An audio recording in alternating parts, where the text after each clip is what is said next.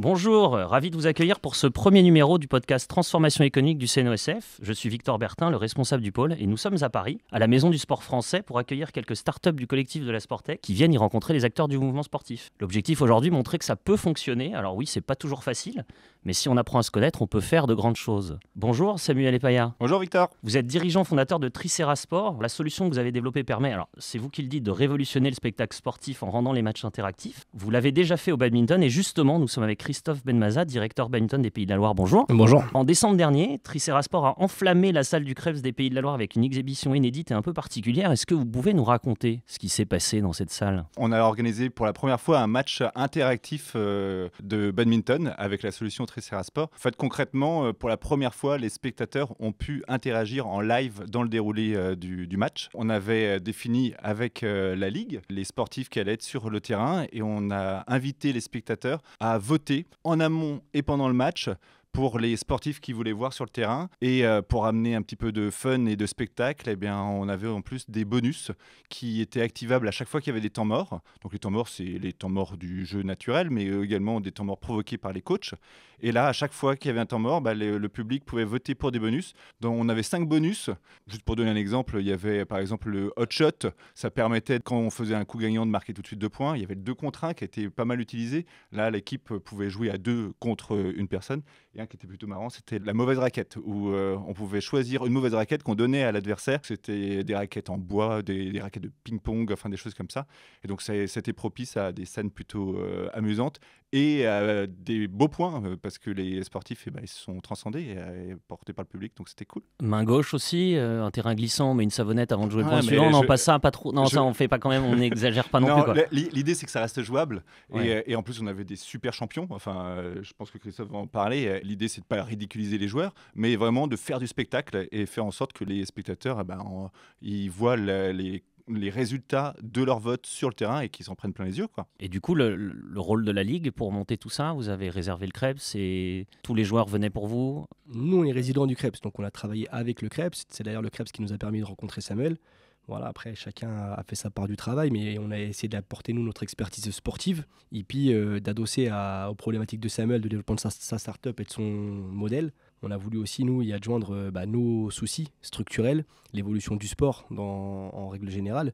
Et voilà, donc on a cassé un peu la tête à Samuel en plus, mais on a essayé de faire une formule un peu tripartie qui permettait à tout le monde d'avancer. C'était ça l'enjeu. Vous avez accepté de casser quelques codes du sportif pour rentrer dans le cadre avec les joueurs briefés en amont ou des choses comme ça ? C'est même pas qu'on a accepté de le casser, c'est qu'on voulait le casser. Nous, on est un sport qui reste humblement mineur par rapport au grand sport médiatique, voilà. Et puis surtout on est un sport assez protocolaire. Moi ça m'intéressait beaucoup de rendre lisible et interactif ce sport-là pour des spectateurs qui ne le connaissent pas, qui viennent parfois décrocher au bout de quelques minutes. Les matchs peuvent être longs, ils peuvent être un peu platoniques. Donc là c'était une nouvelle expérience, ça nous permettait aussi avec l'expérience de Samuel d'aller un petit peu explorer les codes de consommation d'autres publics qui ne sont pas du tout badistes et pas du tout sportifs. Et puis voilà, nous on voulait aussi surtout aller copier ce que font nos voisins sur du sport d'équipe et sur des dynamiques événementielles pour démocratiser la pratique. Donc c'était ça l'enjeu pour nous, c'était d'explorer un petit peu un nouveau mode de consommation, un petit peu un nouveau mode de pratique qui permettra à tout le monde de venir pratiquer de manière plus conséquente. Et puis après on a aussi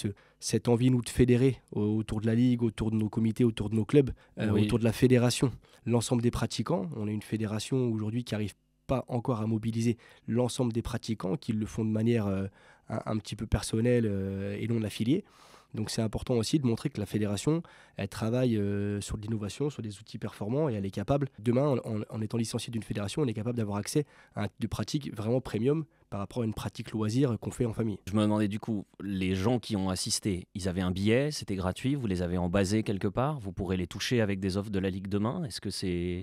Justement, c'est l'un des intérêts de Tricera Sport, c'est qu'à partir du moment où le spectateur joue, il rentre dans une base de données, il est obligé de s'identifier et ça apporte des données, et d'ailleurs ce sont des axes d'amélioration que des matchs comme celui-ci m'ont permis d'identifier. On est capable de savoir quels sont les super fans, ceux ceux qui votent beaucoup. Pour chaque fan, on est capable de savoir quel est son sportif préféré, puisqu'il a beaucoup voté pour lui, et fournir ces données qui vont être des données enrichies et intelligentes. On parle beaucoup d'IA, mais c'est un petit peu ce vers quoi on veut aller, enfin quelque chose qui va être prêt à utiliser par la Ligue pour pouvoir en tirer profit, quoi. C'est des potentiels licenciés demain ou des choses, enfin, Ouais, c'est ça. un nouvel événement, ils viennent. Mais du coup, je me posais la question logique, qu'est-ce qui vous unit? Enfin, une convention vous unit, hein. Il y a un modèle économique où les deux sont gagnant-gagnant, comme on dit. Il y avait des coûts à écraser, où il y avait juste... Il y avait beaucoup de coups à écraser, bien sûr, mais nous, sur une approche encore plus sommaire que celle dont parle Samuel, on voulait vraiment expérimenter une vraie démarche marketing et puis commencer à travailler un nouveau modèle économique. Collecter de la data, relancer des gens, lancer des newsletters au quotidien, voilà, alimenter un réseau et intégrer notre écosystème, c'est important, c'est des choses qu'on ne fait pas encore assez bien. Et puis la démarche marketing, on en est encore très loin, donc avoir des supports numériques qu'on peut vendre aussi, mais c'est là du sponsoring, mettre des publicités entre les matchs, entre les points, entre les votes, pour nous c'est vraiment le monde de demain. Donc on s'est d'abord entendu sur ça. Il a apporté une solution qui n'existait pas chez nous. Nous, on lui a apporté une expertise sportive qu'il n'avait pas pour faire fonctionner son outil. Ça a été ça le point de rencontre. Voilà. Et après, effectivement, il y a eu de part et d'autre des efforts et des concessions pour que chacun trouve son intérêt. Et entre le moment où où le Krebs a toqué à la porte de l'un et l'autre et le moment où l'événement se concrétise, il s'est passé combien de temps, qu'on prenne une idée à peu près? Quelques mois, quelques semaines? Aujourd'hui, on peut le faire en quelques semaines seulement. Après, on était dans une année particulière, l'année olympique. Les agendas étaient très chargés. Donc, on a attendu que les JO passent. Et en plus, le hasard a fait qu'on a eu du Charles Knox qui a été champion paralympique, ce qui fait que ça a amené encore plus de notoriété et donc de visibilité à l'événement. Et après, voilà, il a fallu ajuster les agendas de chacun par rapport au match que moi je faisais dans d'autres fédérations aussi, et bien sûr celui des sportifs et de la Ligue. Après, l'avantage d'être coopté, et notamment par le Krebs et le PRNSI, effectivement, c'est la confiance qu'on se portait mutuellement. Donc, il n'y a pas eu trop de débat sur le fait de vouloir faire. Et ça, c'était effectivement avant les Jeux. Et puis, on a laissé passer les Jeux. Et fin septembre, on a commencé à réfléchir à comment on allait le faire. Donc, entre fin septembre et mi-décembre, grosso modo, voilà, il y a un bon mois et demi, 6 semaines de travail pour mettre le setup en place. Et convaincre les sportifs, c'est facile? Dire à Charles Knox, tu vas t'amuser, on va te mettre main gauche, main droite, 2 points pour 1. C'était très simple de les embarquer dans le projet? Ouais, c'était simple et pas simple en même temps. En ce qui concerne Charles, directement, il était dans un tourbillon médiatique. Donc déjà, son planning était complexe. On avait d'abord calé la date 3 semaines plus tôt, mais il était à la montagne aux Étoiles du Sport. Il avait plein de sollicitations médias et contractuelles.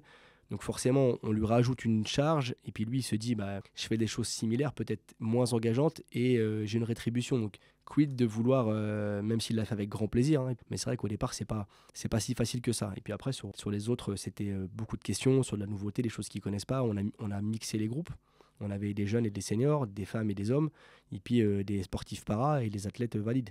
Donc c'était vraiment tout neuf. Et au début, il y avait un peu, pas d'hésitation, mais beaucoup de questionnements. Et puis ils se sont vite pris au jeu. Et du coup, j'imagine, potentiellement étape suivante, rapidement, la Fédé est venue taper à la porte?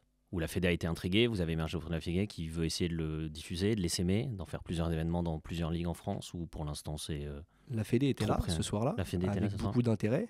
Et puis l'ensemble des institutions ligériennes et même nationales du sport étaient informées et présentes. Donc ça a eu un vrai écho. On était, pour la petite histoire, quelques jours avant l'élection fédérale. Et on vient, nous, de faire l'élection régionale à la Ligue. Donc on est sur une période quand même de latence où les projets vont se réécrire. Mais effectivement, il y a un vrai héritage qui a été laissé.